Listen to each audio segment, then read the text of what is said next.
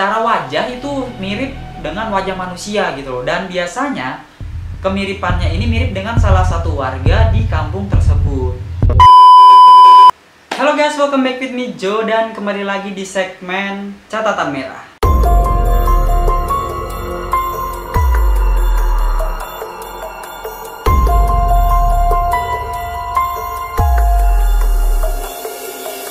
Oke teman-teman, jadi di catatan merah kali ini saya bakal membahas tentang babi ngepet. Setelah kemarin viral teman-teman, berita penemuan seekor babi ngepet di kawasan Depok. Nah, sekarang saya akan bahas tentang asal-usul dari pesugihan babi ngepet ini. Seperti apa sih? Dari mana sih asalnya? Terus awal mula munculnya itu gimana? Saya akan bahas di catatan merah kali ini.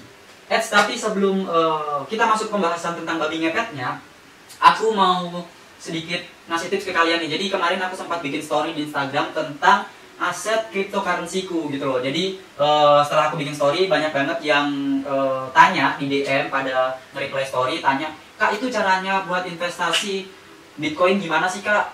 Ajarin dong. Kak, aku pengen dong diajarin buat invest Bitcoin, tapi aku bingung caranya gimana, mulainya gimana." Nah, jadi di sini aku bakal kasih tips ke kalian, sedikit tips yang mudah-mudahan bisa membantu kalian gitu loh. Gimana caranya memulai untuk investasi Bitcoin. Nah, buat teman-teman yang belum tahu apa itu Bitcoin, aku mau menjelasin sedikit dulu.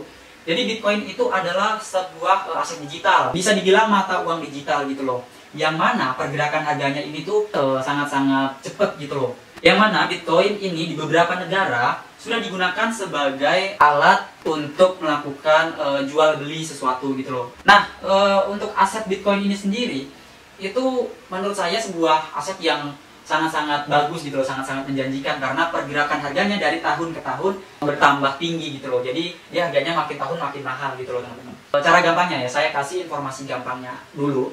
Jadi jika kalian investasi Bitcoin 1 juta rupiah pada tanggal 1 Januari 2020, nilai aset kalian bakal naik menjadi 3 juta rupiah pada tanggal 31 Desember 2020. Karena pergerakan kenaikan harga dari Bitcoin ini sendiri itu nggak pasti gitu loh teman-teman. Jadi dia naiknya bisa cepat banget gitu loh. Jadi kalian bisa mendapatkan hasil tabungan kalian, hasil investasi kalian, aset kalian, perubahan aset kalian itu bisa lebih banyak. Seberapa banyaknya itu juga tergantung nanti dari pergerakan dari Bitcoin itu sendiri. Tetapi kalian bisa lihat seperti yang asetku yang aku share di story kemarin. Aku nggak usah sebutin ya totalnya udah jadi berapa, tapi yang pasti investasi Bitcoin adalah investasi yang sangat-sangat menjanjikan untuk saya, apalagi untuk kita sebagai anak muda. Menurut saya investasi itu penting. Ada investasi itu sebenarnya banyak teman-teman. Ada investasi properti, ada investasi emas, dan salah satunya ada investasi Bitcoin gitu loh. Nah, dari ketiga ini menurut aku Bitcoin yang paling cocok untuk aku sebagai anak muda, karena selain lebih gampang proses membelinya, yang kedua itu perubahan harganya juga cukup cepat gitu loh. Jadi untuk kenaikan nilai asetnya juga cukup cepat gitu loh. Jadi untuk tabungan saya sendiri pun itu perubahannya juga cukup signifikan teman-teman. Nah, jadi buat teman-teman kalau misalkan bingung nih, masih bingung dengan penjelasan saya, apa sih Bitcoin, seperti apa sih cara penggunaan Bitcoinnya, dan bagaimana cara membeli Bitcoinnya, aku mau nyaranin ke kalian. Jadi kalian langsung aja menuju ke link yang ada di deskripsi. Itu ada yang namanya Luno Academy. Luno Academy itu adalah sebuah akademi yang isinya nanti konten gitu loh, konten-konten kayak video gitu yang menjelaskan apa itu Bitcoin, terus bagaimana cara kita bisa membeli Bitcoin, dan bagaimana cara kita menjual Bitcoin, dan lain-lain. Nah, untuk Luno Academy ini dibuat oleh Luno Indonesia, salah satu aplikasi exchange yang digunakan untuk proses jual beli Bitcoin sendiri gitu. Nah, kebetulan nih teman-teman, untuk di bulan Ramadan ini Luno Indonesia lagi ngadain giveaway. Jadi mereka lagi bagi-bagi THR buat kalian pengguna baru aplikasi Luno Indonesia. Nah, kalian bisa dapetin aplikasinya di App Store atau di Play Store, tergantung HP kalian apa Android atau iOS. Kalau Android kalian bisa download aplikasinya di Play Store, kalau iOS kalian bisa download aplikasinya di App Store gitu. Nah, untuk cara dapetin THR ini gimana sih? Gampang banget teman-teman. Kalian kalau misalkan udah download aplikasinya, kalian langsung aja masuk, terus kalian daftarnya juga gampang banget. Kalian tinggal pakai email aja, terus nanti masukin nomor HP buat kirim kode OTP. Kenapa? Biar akun Luno kalian itu aman, biar aset kalian nanti aman gitu loh. Nah, setelah nanti kalian masuk di aplikasi Lunonya, kalian masuk ke bagian promo teman-teman. Nah, di bagian promo ini nanti kalian masukin aja kode referral aku, Luno Jordan. Nah, setelah teman-teman masukkan kode, klik aja masukkan kode. Setelah itu, teman-teman langsung aja melakukan pembelian Bitcoin di tab dompet. Nah, klik beli. Nah, nanti teman-teman tinggal beli aja Bitcoinnya. Minimal 25.000 aja. Teman-teman udah bisa beli Bitcoin, udah bisa investasi Bitcoin. Nah, dengan membeli 25.000, nanti teman-teman bakal mendapatkan bonus sampai dengan 100.000 Bitcoin. Nah, bayangin teman-teman cuma beli 25.000, tapi dengan menggunakan kode referral Luno Jordan, kode referral aku, teman-teman nanti bakal dapat bonus dari 25.000 jadi 100.000 rupiah gitu. Nah, jadi nggak usah tunggu lama-lama. Teman-teman langsung aja mulai download aplikasinya sekarang. Sambil nonton video ini bisa download aplikasinya, langsung aja investasi Bitcoin sekarang juga. Dan jangan lupa pakai Luno Indonesia. Aku bakal cantumin linknya, link Luno Academy di deskripsi. Nanti kalian tinggal klik aja linknya. Nah, nanti di situ kalian bisa belajar apa itu Bitcoin, gimana cara membeli Bitcoin, semuanya cara penggunaan aplikasi Lunonya juga nanti bakal dijelasin di video-video di Luno Academy itu.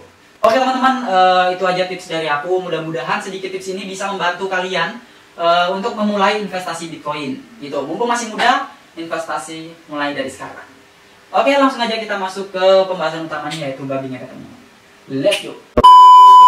Oke teman-teman, jadi sekarang saatnya kita masuk ke pembahasan utamanya, yaitu babi ngepet. Nah, jadi kemarin sempat viral berita tentang penangkapan seekor babi ngepet di kawasan Depok. Yang ternyata setelah ditelusuri oleh polisi, itu hanyalah rekayasa dari salah satu warga yang ada di kawasan tersebut. Dan ternyata setelah babinya diteliti, diukur dan segala macam, ternyata itu fix real adalah babi hutan, bukan babi ngepet gitu. Nah, yang menurut saya lucu gitu, ketika ditanya dari mana dia bisa mendapatkan babi tersebut, katanya dia dapat babi tersebut dari membeli babi tersebut di komunitas kucing. Sumpah ini tuh lucu sumpah. Bagaimana bisa ada babi di komunitas kucing? Ini kalau misalkan beneran, ini cara belinya gimana gitu, lucu sumpah. Nggak masuk akal gitu ketika ada orang yang beli babi di komunitas kucing. Aneh aja gitu, aneh. Tapi ya mungkin emang beneran gitu si bapaknya ini beli babi di komunitas kucing. Karena ketika ditanya oleh polisi, dia menjawab bahwa dia beli babi ini di komunitas kucing seharga 800.000.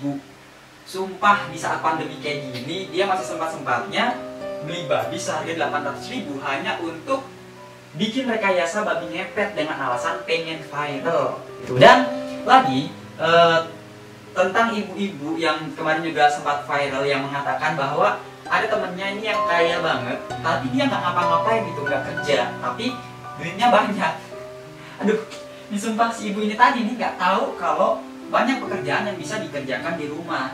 Contoh misalkan konten creator, kayak YouTuber, gaming, orang game juga bisa banyak duitnya. Dan juga kayak trading dan juga investasi gitu loh. Apa ya, menurutku contoh ibu-ibu kayak gini tuh ibu-ibu yang bakal apa ya, ibu-ibu yang bakal sirik ketika ada tetangganya beli barang baru gitu. Pasti bakal dia omongin dengan ibu-ibu yang lain. Sumpah, jadi tolong teman-teman di rumah, ibunya dijaga.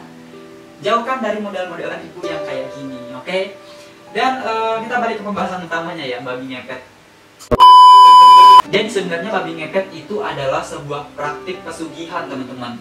Di Indonesia itu udah dari sekitar tahun 1800-an gitu loh, sebelum masuknya agama di Indonesia. Nah, praktek pesugihan babi ngepet ini sendiri dipercaya dulu digunakan untuk mendapatkan rezeki yang lancar gitu, untuk mendapatkan uang secara instan begitu. Karena pada zaman dulu, pada sekitar tahun 1800-an itu adalah zaman-zaman apa ya, penjajah masuk di Indonesia gitu.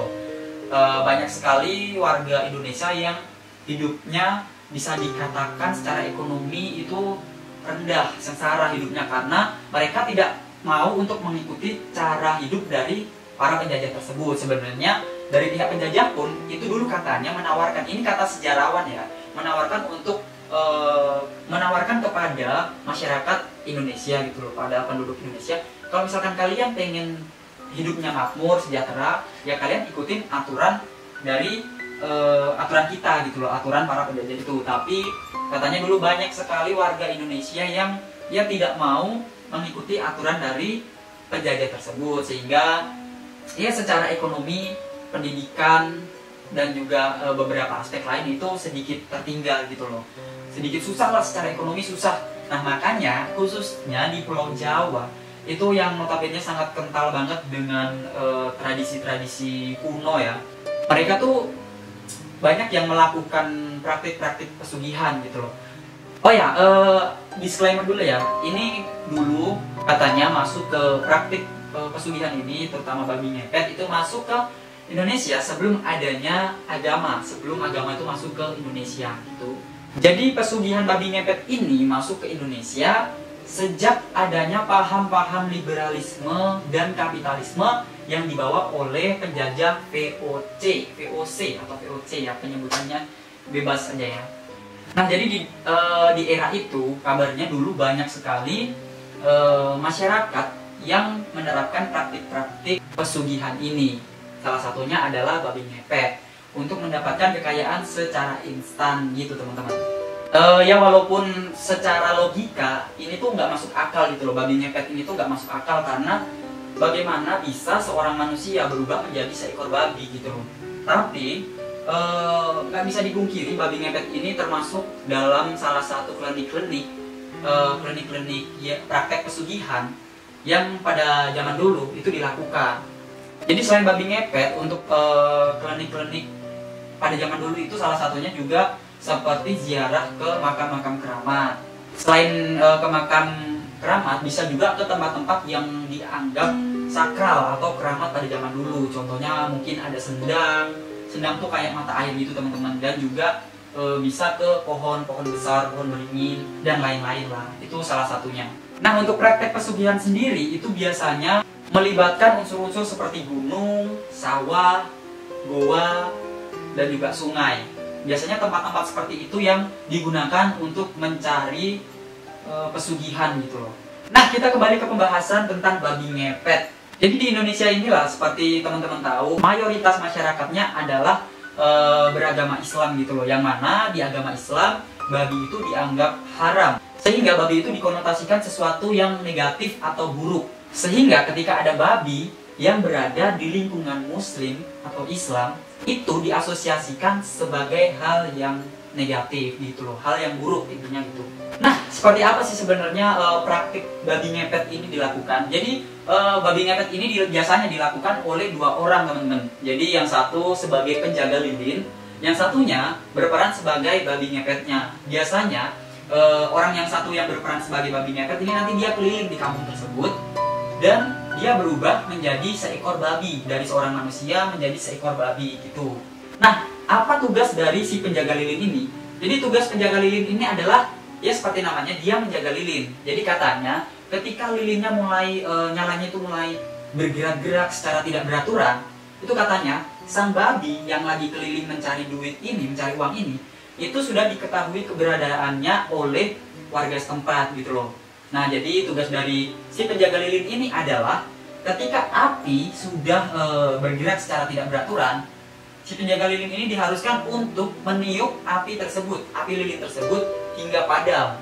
Nah katanya jika api lilin tersebut padam, babi yang tadinya diketahui keberadaannya oleh para masyarakat ini itu akan menghilang gitu loh, menghilang, berubah wujud menjadi manusia, dan dia bakal kembali ke rumah si pemilik babi ngepet tersebut.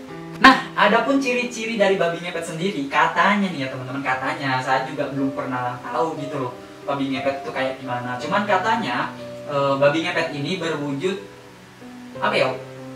Secara wajah itu mirip dengan wajah manusia gitu loh, dan biasanya kemiripannya ini mirip dengan salah satu warga di kampung tersebut. Jadi begitu aja teman-teman fakta menarik tentang babi ngepetnya. Oh ya, saya mau disclaimer dulu ya. Jadi teman-teman yang menonton video ini tidak diharuskan untuk percaya dengan apa yang saya sampaikan. Saya juga menyampaikan ini dari sumber-sumber dari artikel-artikel yang sebelumnya sudah saya riset dulu seperti apa gitu loh. Kalau misalkan teman-teman percaya boleh monggo, tapi kalau misalkan tidak percaya monggo, karena menurut secara agama mempercayai hal-hal klinik ataupun pesugihan itu adalah hal-hal yang apa ya, adalah musyrik gitu loh.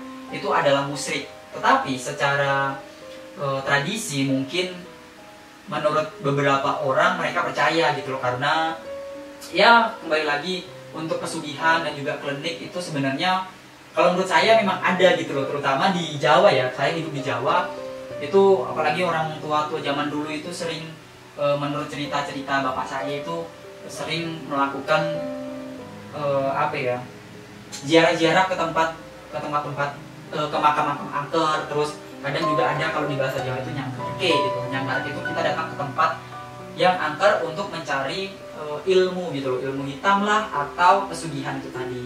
Jadi semua kembali ke teman-teman semua, kalau misalkan mau percaya monggo, tidak percaya juga tidak apa-apa. Yang paling penting adalah percaya kepada Tuhan Yang Maha Esa. Oke? Oke teman-teman, sekian aja video catatan merah kali ini. Semoga kalian suka. Kalau kalian suka, jangan lupa untuk klik tombol like yang ada di bawah, dan juga jangan lupa untuk komen nih. Kalian pernah lihat babi ngepet atau belum, atau percaya atau tidak, atau mungkin ada fakta lain tentang babi ngepet itu seperti apa sih? Tulis di kolom komentar. Oke? Sekian aja catatan merah kali ini. Sampai jumpa di catatan merah selanjutnya. See you the next time. Bye.